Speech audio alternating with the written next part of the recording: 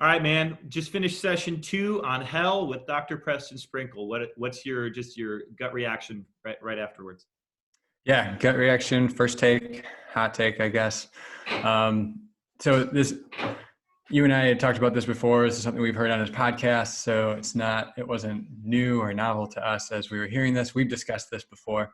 I remember in seminary when I read through, I don't think it was that book, Four Views on Hell, but it was similarly, we explored these theologies. And I remember reading Annihilation and thinking, like, this sounds a lot more plausible than I had ever thought before. So the ground had kind of been tilled for me, I guess I would say, before that. So when this conversation came up again in the last few years, it wasn't as shocking to me. But I understand that for many who are hearing this for the first time, any sort of challenge to eternal conscious torment may be earth-shattering at this time. So I'd encourage you to give it time, keep wrestling with it, keep thinking through it. And what I appreciate so much about Dr. Sprinkle and how he approached it is, again, he approached it from a scriptural perspective. And he said it wasn't something that he was cautious of because it's something that he wanted to believe. So he really dug in deep to scripture to make sure that this wasn't just something that he was wanting to find. And he did a thorough study of it and concluded what he did. So in any case, I appreciate his perspective. What was your take? Yeah, man. I think like my biggest takeaway wasn't even so much. I mean, he did say like the view that he feels is strongest biblically, but I think my biggest takeaway, just in terms of our church, is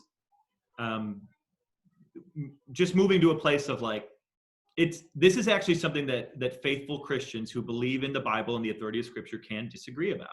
You know, that's something that a lot of people probably have never really dug into or heard. So I think at least starting from there is really good. And then, like you said, not deciding based on what sounds best to us, but rather on where we really think the text goes.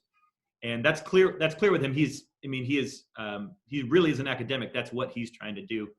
But I did find that idea really compelling, and just the way that he's just kind of like, look, Christians can believe these things. It's not an essential in the way that people think. And yeah, man, it brings up a lot for me to think about even. But I do find that view really really compelling right now. So it's interesting.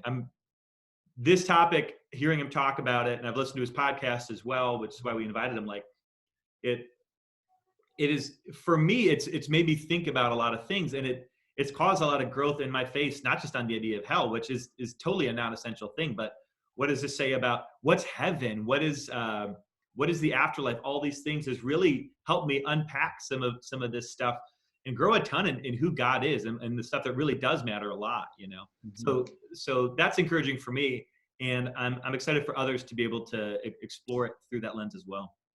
Yeah, you're right. I think that's our hope, is that as you hear these things, you have the freedom to explore them. So in our time together, we kind of outlined the 3 views that have biblical support based on certain texts. So now I encourage everybody to kind of just explore those and really dive into them. And as you read scripture, to see what you think scripture is really truly saying. Because when we interpret scripture, we have to use good, like, Bible study techniques that different types of text, different books are different forms of literature. And there is analogy, there is word pictures and images that we have to bring to this conversation and interpret the text as best we can.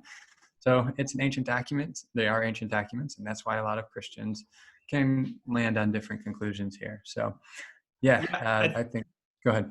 I was just going to say that it speaks volumes that he was asked to be the general editor for a book that lays out these different views, right? That speaks volumes about the grace that he approaches the topic with, and just the level-headedness that he approaches the topic with, versus, kind of a gut or an emotional place. You wouldn't ask somebody to do that if they hadn't already established themselves in that way. So even that, like that, the credibility of that means a lot too, just in terms of his approach to it, besides obviously just his knowledge and how much he's studied on it. Mm-hmm.